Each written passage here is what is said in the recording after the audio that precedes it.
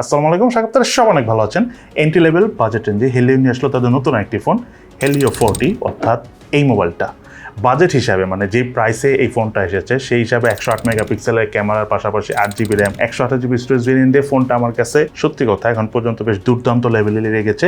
But এই ফোনটা use করতে যায় আমাদের কাছে এটার ইউজার এক্সপিরিয়েন্স কেমন লেগেছে, অর্থাৎ ভালো দিক খারাপ দিক সব কিছুই আমরা আজকের ভিডিওতে তুলে ধরবো। তো চলুন তাহলে দেরি না করে শুরু করা যাক।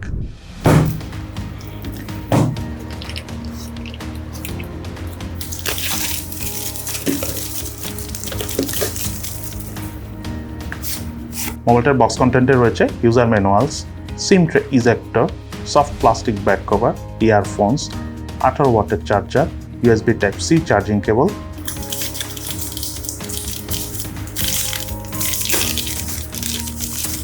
এবং হেলিও 40 মোবাইলটি।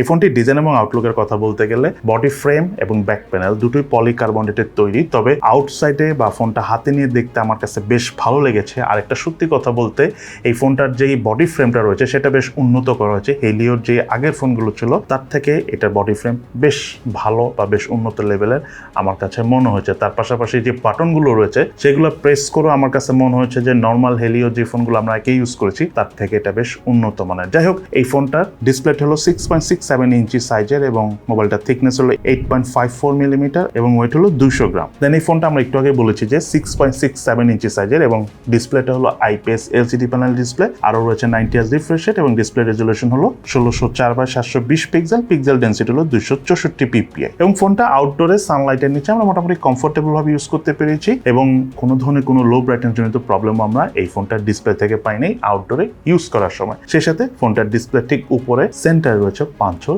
Selfie camera. এছাড়াও এই মোবাইলটিতে রয়েছিল ওয়াইড ফাইন L1 এর সাপোর্ট। বাটন এবং পোর্টসের কথা বলতে গেলে মোবাইলটার রাইট সাইডে রয়েছে ভলিউম রকার এবং পাওয়ার বাটন এবং এই পাওয়ার বাটনটি সাইড মাউন্টেড ফিঙ্গারপ্রিন্ট স্ক্যানার হিসেবে কাজ করে। মোবাইলটার লেফট সাইডে রয়েছে সিম কার্ড ট্রে, যাতে দুটো সিম কার্ড ইউজ করার পাশাপাশি রয়েছে এক্সটার্নাল মেমোরি কার্ড ইউজ করার সুবিধা। মোবাইলটার উপর অংশে রয়েছিল স্পিকার এবং নয়েজ ক্যান্সেলেশন মাইক। মোবাইলটির নিচের অংশে রয়েছিল main speaker, primary mic, USB Type-C charging port এবং হেডফোন জ্যাকের পোর্ট। সেই সাথে মোবাইলটিতে ইম্পর্টেন্ট 24টি সেন্সরস রয়েছে। এই ফোনটা হলো 4G ফোন এবং অপারেটিং সিস্টেম হিসেবে এই মোবাইলটিতে রয়েছিল Android 14 ভার্সন এবং সেই সাথে ফোনটার UI পারফরমেন্স যথেষ্ট স্মুথ ছিল। নর্মালি আমরা UI থেকে কোনো ধরনের কোনো ল্যাগিং এর দেখা পাইনি, তবে ফোনটা ক্যামেরা দিয়ে ছবি তোলার সময় সামটাইমস আমরা কিছুটা টাচ ডিলের দেখা পেয়েছি, বাট সেটা মেজর কোনো ইস্যুস না। এই বাজেট বিবেচনার এই ফোন হিসাবে আমি মনে করি যে সেটা ঠিকঠাকই আছে এবং সেই সাথে এই মোবাইলটিতে 8 GB র্যামের পাশাপাশি 8 GB ভার্চুয়াল র্যামও ইউজ করার সুবিধা রয়েছে। এই মোবাইলটার রিয়ার প্যানেল রয়েছিল ডুয়েল ক্যামেরা সেটআপ, যার মেইন ক্যামেরাটা হলো 1.8 অ্যাপারচারের 108 মেগাপিক্সেলের ক্যামেরা এবং আরেকটি ক্যামেরা হলো 2 মেগাপিক্সেলের ম্যাক্রো সেন্সর ক্যামেরা। এবং এই ফোনটার ক্যামেরা দিয়ে তোলা ছবির পারফরমেন্সের কথা যদি বলতে চাই, ফোকাসিং মোটামুটি বেশ ভালোভাবেই করা যাচ্ছিল। কালার ডিটেলসের কথা বলতে গেলে প্রপার লাইট কন্ডিশন আমরা বেশ ভালো ছবিরই দেখা পেয়েছি।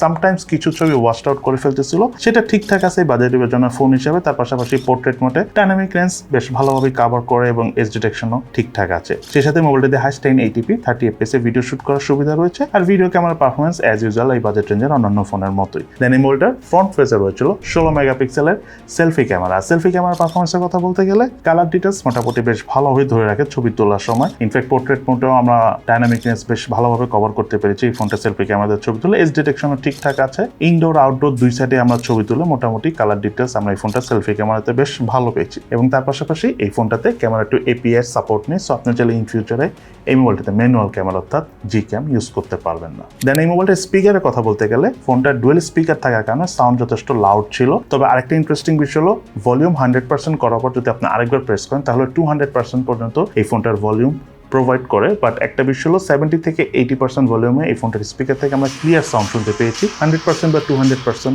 ভলিউমে আমরা যখন মিউজিক শুনেছি বা গান টান শুনেছি তখন কিছুটা আমরা ডিস্টরশনে দেখা পেয়েছি এই ফোনটার স্পিকার থেকে। যাই হোক, এই ফোনটাতে রয়েছিল 5000 mAh ব্যাটারি এবং সাথে রয়েছিল 18 ওয়াটের চার্জার। ফোনটা সম্পূর্ণ চার্জ হতে 18 ওয়াটের চার্জার দিয়ে আমাদের অ্যারাউন্ড 2.5 ঘন্টার মতো সময় লেগেছে।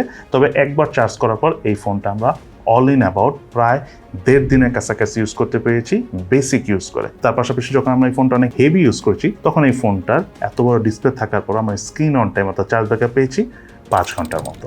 এই মোবাইলটিতে ছিল MediaTek Helio G85 প্রসেসর। এটি একটি অক্টা কোর প্রসেসর, যার ট্রানজিস্টর সাইজ হলো 12 ন্যানোমিটার এবং জিপিইউ হিসাবে এই মোবাইলটা রয়েছিল মালি G52। মোবাইলটার আন্তর্জাতিক স্কোর পেয়েছি আমরা 2,69,958। বেঞ্চমার্ক স্কোর টেস্টের রেজাল্ট আমরা স্ক্রিনে শেয়ার করে দিয়েছি। দেন এই মোবাইলটা গেমিং পারফরমেন্সের কথা বলতে গেলে ফোনটাতে আমরা পাবজি গেমসটা প্লে করেছি, মোটামুটি বেশ ভালো গেমিং করা যায়, যেহেতু 8GB র্যামের ফোন এটা। তার পাশাপাশি দেখা গেল যে আমরা লং টাইম গেম প্লে করার সময় হালকা ফোন হিট হলো কমফোর্টেবল ভাবে গেম প্লে করা যায়। তবে আমি বলবো না যে একেবারে ল্যাগ করে না, হালকা ল্যাগ করে, এটা খুবই স্বাভাবিক। তবে G85 বেশ স্টেবল প্রসেসর হওয়ার কারণে ফোনটাতে পাবজি গেমস খেলে আমাদের ভালোই লেগেছে। ইনফ্যাক্ট আপনারা যারা পাবজি খেলেন বা খেলে থাকেন তাদের কাছেও ভালো লাগবে। সেই সাথে এই ফোনটা দিয়ে আমরা অ্যাশফ্রাইন গেমসটা খেলেছি, সেই গেমের পারফরমেন্সও যথেষ্ট স্মুথ ছিল, কালার অ্যাকুরেসি যথেষ্ট ভালো ছিল এবং র্যাম ম্যানেজমেন্ট ভালো হওয়ার কারণে আমরা অ্যাশফ্রাইন গেমসটা এই ফোনে খেলে যথেষ্ট মজা পেয়েছি। তার পাশাপাশি ফোনটাতে আমরা ফুটবল গেমস খেলেছি, যেহেতু এই ফোনটা ডিসপ্লেটা বড়, সো ফুটবল টাইপস গেম এই ফোনে খেলে যে কারো কাছে ভালো লাগবে এবং আমরা খেলেও মজা পেয়েছি। কোনো ধরনের কোনো ল্যাগিং এর দেখা পাই নাই। In fact long time game play করার সময় ফুটবল গেমসটা যখন আমরা এই ফোনে খেলেছি খুব একটা হিটও হয় না। দেন এই মোবাইলটার প্রাইসের কথা বলতে গেলে এই মোবাইলটা বাংলাদেশ মার্কেটে দুটো ভেরিয়েন্টে পাওয়া যায়, একটা হলো 6GB RAM 128GB storage variant, একটা হলো 8GB RAM 128GB storage variant. এবং দুটো ভেরিয়েন্টের প্রাইসের মধ্যে 6/128 প্রাইস হলো 13,199 টাকা আর 8/128 প্রাইস হলো 13,999 টাকা।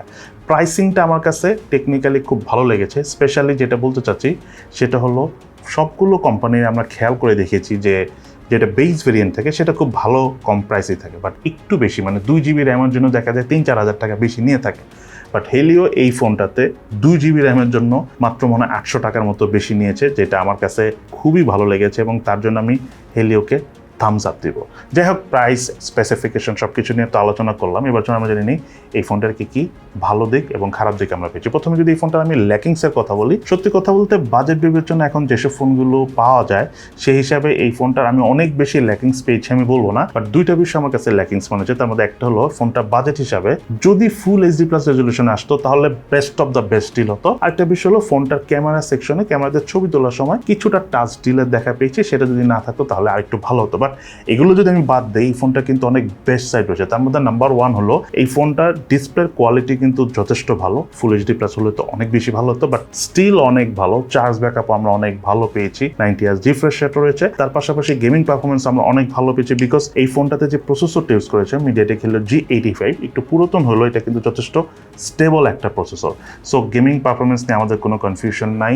এবং সত্যি কথা বলতে এই ফোনটার ক্যামেরা পারফরমেন্স হলো এই বাজেট বিবেচনায় যথেষ্ট ভালো ছিল, আমাদের কাছে ভালো লেগেছে। তার পাশাপাশি ডুয়েল স্পিকার রয়েছে, সো সাউন্ডও যথেষ্ট ক্লিয়ার এবং UI পারফরমেন্সও হেলিও ফোন হিসাবে এই ফোনটার খুবই ভালো এবং ফোনটার বডি প্যানেলটাও কিন্তু আগের থেকে বেশ উন্নত করা হয়েছে। সো ফাইনালি সব কথা শেষ কথা, এই ফোনটা আসলে কাদের জন্য কেনা উচিত হবে? মেইনলি যারা একটা সেকেন্ডারি ফোন কিনতে চাচ্ছেন বা এমন একটা ফোন কিনতে চাচ্ছেন যেটার ডিসপ্লেটা একটু বড় হলে আপনার জন্য সুবিধা, অনলাইনে ক্লাস করতে পারবেন, মিডিয়া প্রচুর কনজিউম করেন, তার পাশাপাশি টুকটাক গেমিং করেন, হালকা পাতলা ফটোগ্রাফি করেন এবং চার্জ ব্যাকআপটা মোটামুটি ভালো চাচ্ছেন, তাদের জন্য আমি মনে করি Helio 40 রাইট নাও 13-14 হাজার টাকার মধ্যে officially one of the best phone. So এই তাহলে আমাদের আজকের ভিডিও। কেমন লাগলো আপনাদের কাছে Helio 40 অর্থাৎ এই মোবাইলটি, সেটা কিন্তু অবশ্যই ভিডিওর নিচে কমেন্টস করে জানাবেন। সবাই ভালো থাকেন, সুস্থ থাকেন, ইনশাল্লাহ দেখা হবে ফিউচারে।